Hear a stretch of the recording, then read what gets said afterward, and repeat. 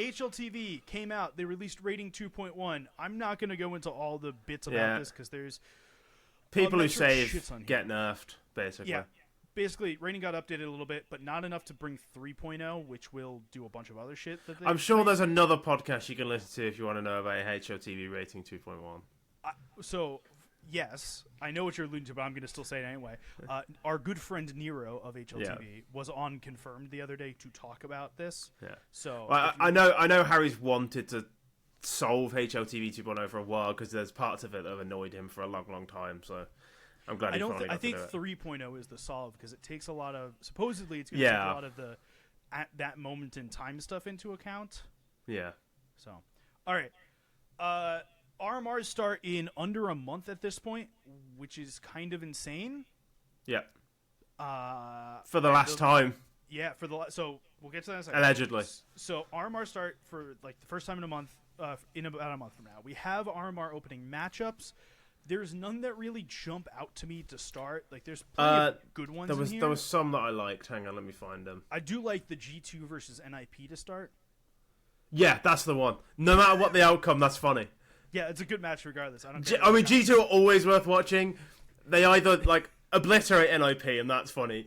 They lose to NIP and that's funny. Which is even funnier. They come close, still funny. Like no matter what happens, it's funny. Like you get to laugh at either G2 or NIP. Wonderful game. I'm in for that. And there's a lot of stuff going on here. We do get to see Hunden's appearance in a major RMR with Sashi. Oh God, yeah, I forgot about that. There's one thing I'd like to point out, which is that when you see FaZe versus Cloud9, immediately you're excited, and then you remember how terrible this game will actually be, and you're upset again. So let me remind you, Cloud9 is really bad right now. We haven't talked about them in real time because they have only taken part in Mickey Mouse tournaments and have been bad in the Mickey Mouse tournaments. Yeah, they've won a couple open qualifiers, but once they got to the actual tournament, they didn't do super great. Yeah, it's just like you see FaZe Cloud9 and you're thinking, oh, it's a rematch of the Boston Major final, and it's just like, it's kind of mediocre Russian team versus like the ghost of FaZe. Actually, there was a rumor about FaZe going around, I don't know how true it is, that Carrigan and Rain are out after the Major. That's, okay, interesting. I'm hearing. It was something to do, like, it was something like Overdrive posted it on Telegram and then some Brazilians reported it, so it's like real Chinese whisper stuff, but it all makes a lot of sense. Because Carrigan and Rain are getting older. I'm jumping back for a moment here. I have found information about the official team of the Overtime Inferno podcast. Their original lineup entering back in since 2019. In 2024, their original lineup did not have Dobo on it. Instead, it had Waste of Ammo on it. Oh no! Which truly makes this the official team of the Overtime Inferno podcast. My king, Waste of Ammo, come back! We don't need Aid Kit. No, it's Dobu, who's only on loan, so maybe we can get Waste of Ammo back at a later I was actually... Aid Kit kind of goes under the radar. It's a good name. Aid Kit is a good name. But Waste of Ammo, my king. We love Waste of Ammo. This is truly the official team. We need to get in contact. We will have every player on. I'm so in for this. Okay. Last bit of news, and then we will have a quick conversation about what happened with IEM Rio. Yesterday, 2 days ago, Valve came out. 2 days ago, some amount of days ago. Valve came out and dropped a kind of big deal thing. Basically, there's no more RMRs. Yeah. I mean, fine.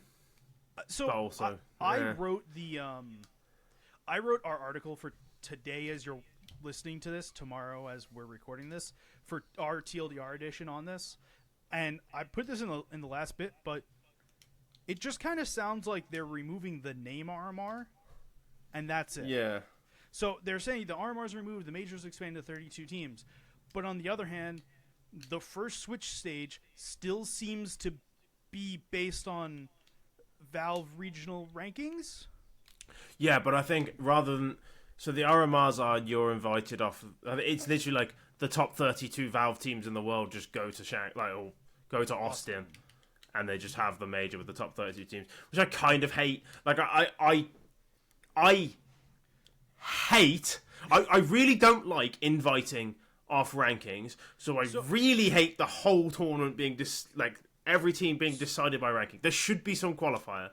So here's my question, right? How many teams right now are going to the RMRs? I don't have this answer off the top of my head. But I think it's 32, isn't it? It's more than that. I think there's 32 in Europe. There's 32 in Europe. There's an additional 16 in America, 48 plus 8, 56. So we'll be at about half of what an RMR currently is. Do I care about missing the half of the RMR that wouldn't have made it anyway?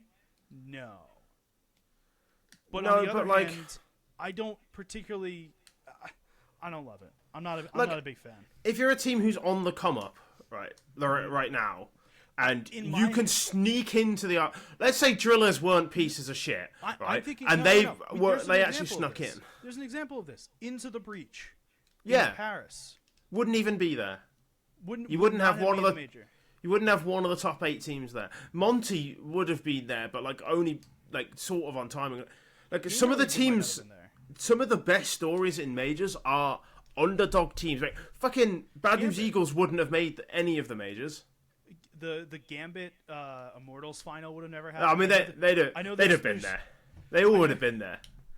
But Bad News Eagles were never a top 32 team. But they made the major, and they did well every time, and we just wouldn't have that story. Wait, and to me, that's the point of the major. Would we have gotten Vega Squadron beating NIP? No, you wouldn't. I don't think we would. Because the Vega Squadron would never have had the chance to qualify because they haven't played in enough fucking Elisa Masters S-Poos. Who wouldn't matter. I think it's fucking ridiculous. I believe most tournaments should be standalone. I especially believe the major should be standalone because the whole point of the major was always anyone could win it. In theory, you and 4 of your mates could sign up to an open qualifier, beat everyone, go all the way. I've lost, but I played. Yeah, of course. You can of course, that doesn't actually happen. But part of the joy of the major to me was that anyone could make it. Anyone could make a name for themselves.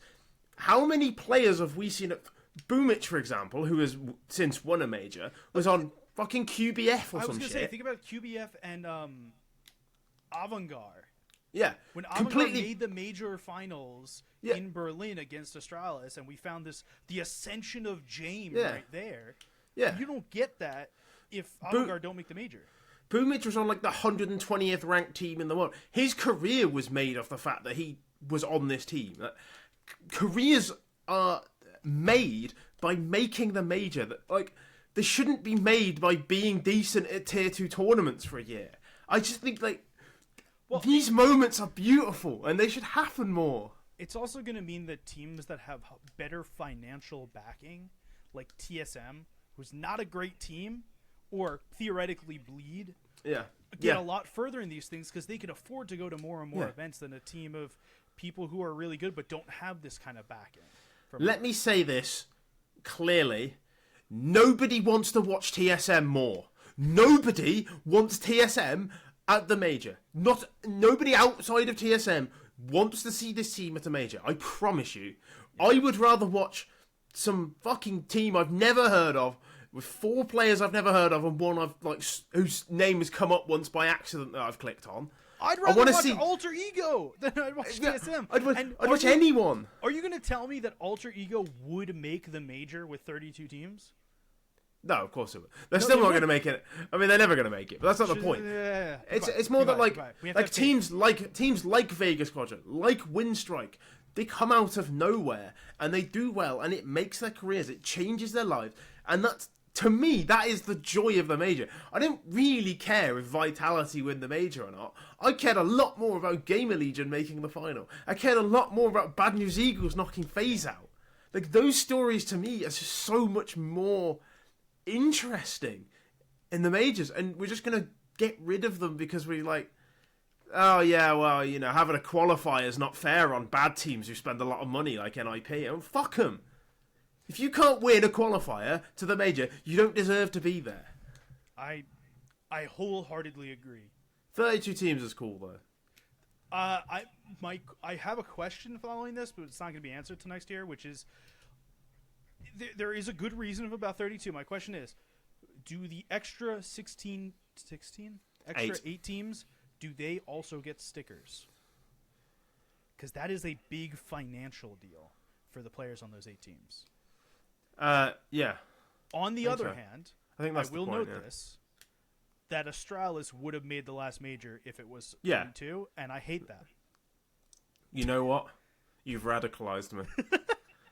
We should have 8 teams. 8 teams only. And I should get to pick them all. And Alter Ego, number 1 on the list. Alter Mongols, Ego, number 2 on the list. Alter Ego, Mongols. We'll figure out the rest. Eternal Fire. North's back for that. Yeah, I'm gonna just sort of send MSL a DM and just be like, look, can you just get a team together? Kievi's on the bench. Get him.